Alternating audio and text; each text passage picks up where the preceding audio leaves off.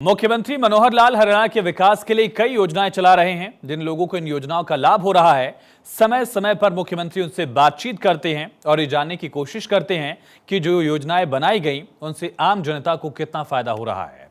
इसी कड़ी में मुख्यमंत्री मनोहर लाल ने फूड प्रोसेसिंग इंडस्ट्री के उद्योगपतियों से खास बातचीत की।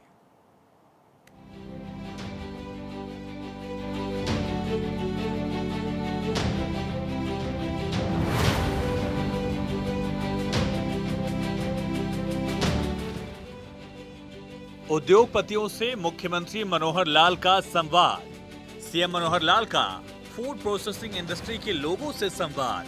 फूड प्रोसेसिंग इंडस्ट्री से जुड़े लोगों को मुख्यमंत्री मनोहर लाल ने दिया तोहफा। फूड प्रोसेसिंग इंडस्ट्री को करोड़ों की सब्सिडी देने का ऐलान। डिजिटल मंच के जरिए सीधे उपभोक्ताओं तक पहुंच। मुख्यमंत्री मनोहर लाल प्रदेश कल्याण के लिए लगातार प्रयास कर रहे हैं। मुख्यमंत्री ने फूड प्रोसेसिंग इंडस्ट्री से जुड़े लोगों से बातचीत की। सीएम मनोहर लाल ने फूड प्रोसेसिंग इंडस्ट्री के उद्योगपतियों से आग्रह किया और कहा कि वो आज के दौर में अपने उत्पाद सीधे ग्राहक तक, उपभोक्ता तक पहुंचाने के लिए डिजिटल मंच का ज्यादा से ज्यादा इस्तेमाल करें और सफल उद्यमी के तौर पर खुद को स्थापित करें। मुख्यमंत्री मनोहर लाल ने ऑडियो कॉन्फ्रेंसिंग के माध्यम से फूड प्रोसेसिंग इंडस्ट्री के लाभार्थियों से भी संवाद किया। सीएम मनोहर लाल ने कहा कि आज भारतीय इंडस्ट्री 4.0 के इस दौर में डिजिटल रिवॉल्यूशन का चेहरा बना हुआ है। फूड प्रोसेसिंग में भी इसका कारगर उपयोग हो रहा है। विशेषकर उत्पादों को बेचने में डिजिटल प्लेटफॉर्म बहुत उपयोगी साबित हो रहे हैं। आप लोग अपना उद्योग जो चलाते हैं, इसकी कुछ विशेषताएं हैं। एक विशेषता ये है कि आप खास करके जो खाद्य पदार्थ जितने भी हमारे रॉ मटेरियल के नाते से उत्पाद होते हैं, वो सब कृषि से जुड़े हुए हैं।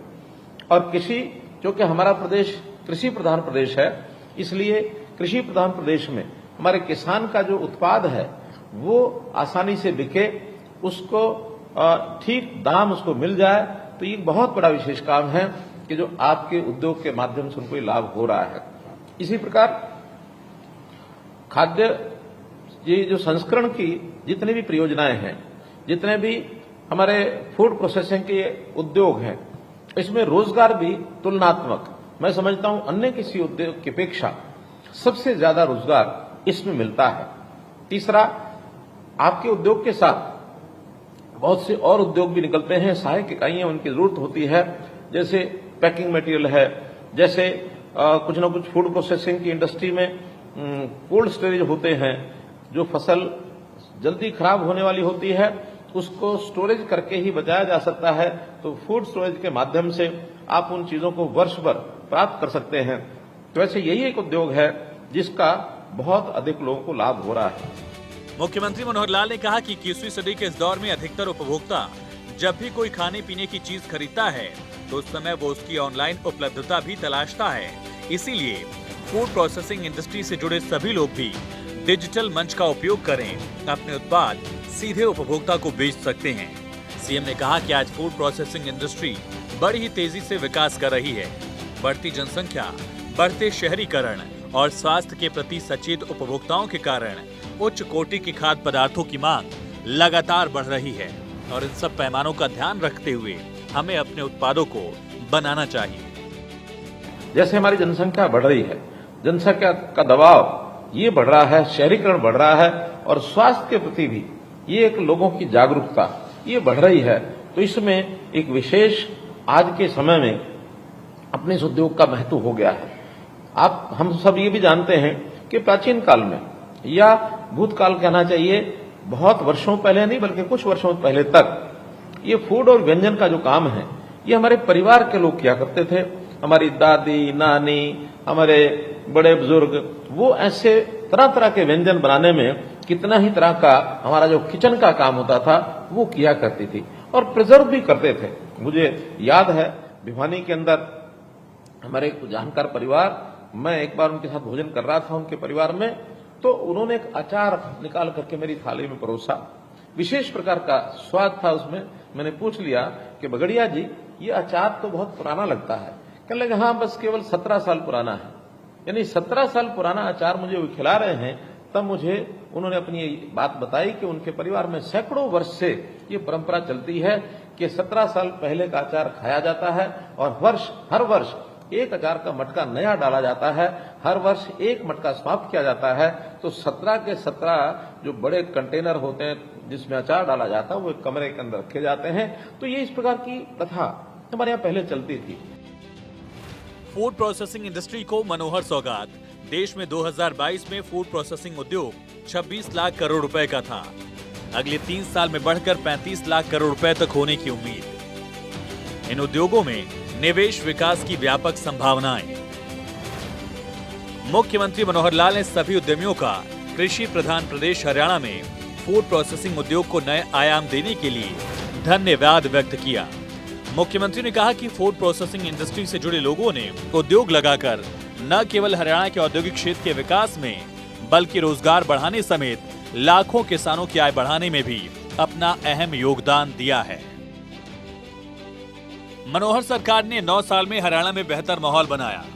हरियाणा में कारोबार करना आसान हुआ। विभिन्न विभागों से अनुमति लेना आसान बना दिया गया। हरियाणा कृषि व्यवसाय एवं खाद्य प्रसंस्करण नीति अधिसूचित हुई। फूड प्रोसेसिंग इकाइयों की स्थापना के लिए कई तरह की सब्सिडी दी जा रही है। करोड़ों रुपए की सहायता का अनुदान दिया जा रहा है और यही वजह है कि हरियाणा में अब तक करीब 28,000 फूड प्रोसेसिंग यूनिट्स लगी हैं।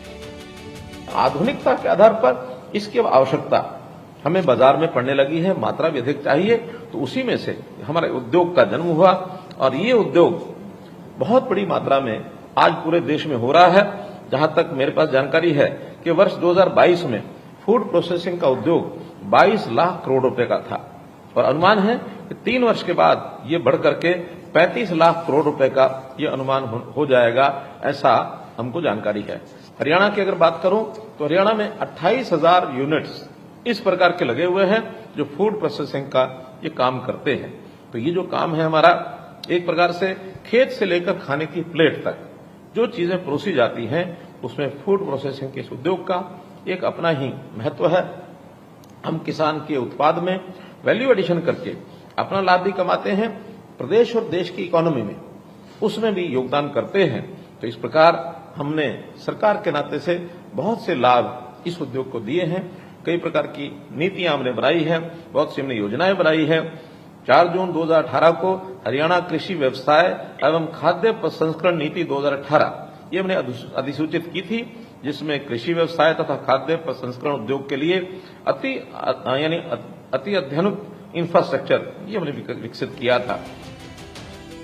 हरियाणा के मुख्यमंत्री मनोहर लाल का हमेशा से ही जोर रहा है कि हरियाणा में कारोबारी माहौल मुफीद रहे। सीएम के प्रयास की वजह से हरियाणा इन्वेस्टमेंट के लिए बेस्ट स्टेट बन पाया, जहां सिंगल विंडो क्लियरेंस सिस्टम, बेहतर इंफ्रास्ट्रक्चर, बेहतर कनेक्टिविटी, उद्योगों को प्रोत्साहन देने सम्मत नीति और खुद मुख्यमंत्री मनोहर लाल का विजन, इन सब के जरिए हरियाणा में उद्योग विकास कर रहे हैं और निवेश आने के साथ ही लोगों को रोजगार मिल पा रहा है। फूड प्रोसेसिंग उद्योग से हरियाणा का विकास। 2022 में फूड प्रोसेसिंग उद्योग से 26 लाख करोड़ रुपए का व्यापार हुआ।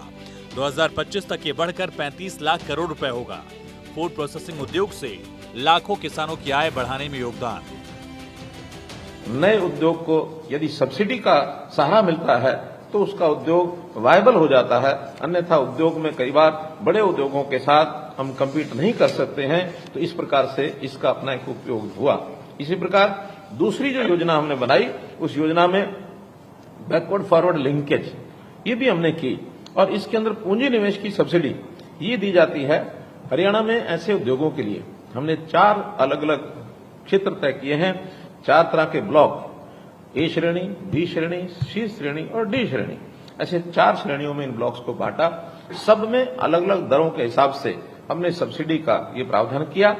जहां तक ब्लॉक ए और बी ब्लॉक है उसके अंदर 50% के यानी सब्सिडी पूंजी निवेश के ऊपर ये प्रदान की जाती है। इसके अंतर्गत हमने बड़ी एक योजना में इसके ऊपर पैसा खर्च किया है। 70 करोड़ रुपए की लागत, 70 करोड़ रुपए की सहायता अनुदान इसमें दिया जा चुका है। तीसरी योजना है एकीकृत कोल्ड चेन और वैल्यू एडिशन, इसका इंफ्रास्ट्रक्चर, इस पर सब्सिडी दी जाती है। इसमें भी 35% से लेकर के 45% तक सब्सिडी ये प्रदान की जाती है और इस सब्सिडी को यानी भंडारण के बुनियादी ढांचे, पैकेजिंग, हाउसिंग, परिवहन के बुनियादी ढांचे, मूल्य संवर्धन और प्रसंस्करण बुनियादी ढांचे के लिए इसका उपयोग किया जाता है। 5 करोड़ रुपए की सब्सिडी इसमें दी जाती है।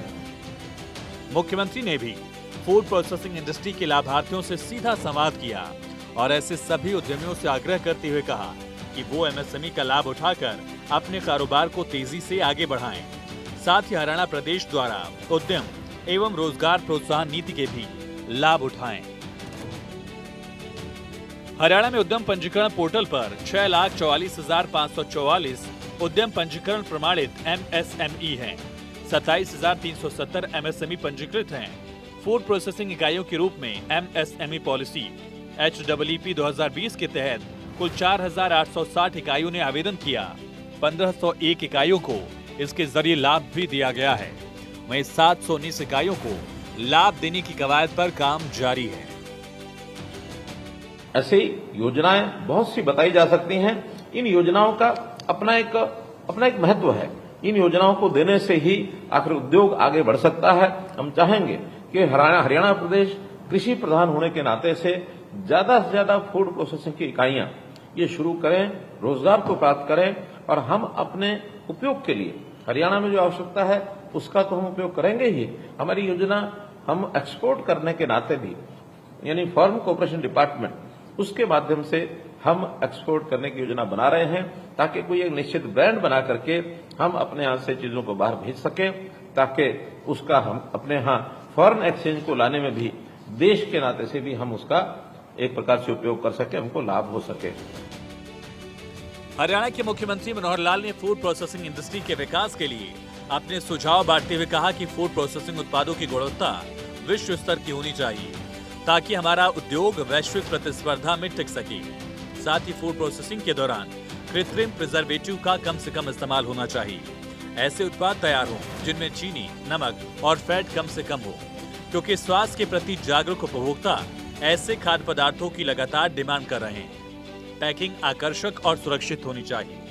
सीएम मनोहर लाल ने कहा कि मेरे सभी साथी कड़ी मेहनत और नवाचार अपनाकर व्यवसाय संभावनाओं को समृद्धि में, बाधाओं को अवसरों में और आकांक्षाओं को उपलब्धियों में बदल सकते हैं। व्यवसाय चाहे छोटा हो या बड़ा, वैश्विक हो या स्थानीय, सभी के लिए प्रगति सुनिश्चित कर सकता है।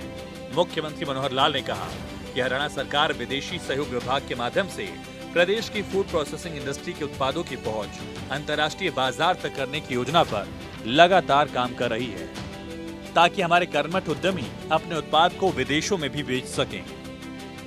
मैं निश्चित रूप से फूड प्रोसेसिंग इंडस्ट्री के विकास के लिए कुछ सुझाव ये देना चाहूंगा। मैं समझता हूं आप निश्चित रूप से उस पर ध्यान करेंगे। पहला है कि हम हमारे जो उत्पाद है उनकी गुणवत्ता, ये गुणवत्ता विश्व स्तरीय मानकों के आधार पर लेकर के आए ताकि एक्सपोर्ट करने में हमको सहायता मिले, वैश्विक प्रतिस्पर्धा में हम टिक सकें। इसी प्रकार दूसरा, फूड प्रोसेसिंग के दौरान जो कृत्रिम प्रिजर्वेटिव्स हैं, उन प्रिजर्वेटिव्स के कारण से कई बार खाने की जो क्वालिटी है वो उसका नुकसान होता है, लॉस होता है, तो उसका उपयोग न्यूनतम उपयोग करना चाहिए। ऐसे उत्पाद तैयार करें जिसमें चीनी है, नमक है, फैट है, ये कम से कम हो। स्वास्थ्य के प्रति सचेत उपभोक्ता ऐसे खाद्य पदार्थों की मांग कर रहे हैं, इस पर हमारा ध्यान रहना चाहिए। इसी प्रकार हम जानते हैं कि आज भारत इंडस्ट्री 4.0 के दौर में डिजिटल रेवोल्यूशन का चेहरा बना हुआ है। फूड प्रोसेसिंग में भी इसका कारगर उपयोग हो रहा है। विशेषकर उत्पादों को बेचने में डिजिटल प्लेटफॉर्म बहुत उपयोगी साबित हो रहे हैं।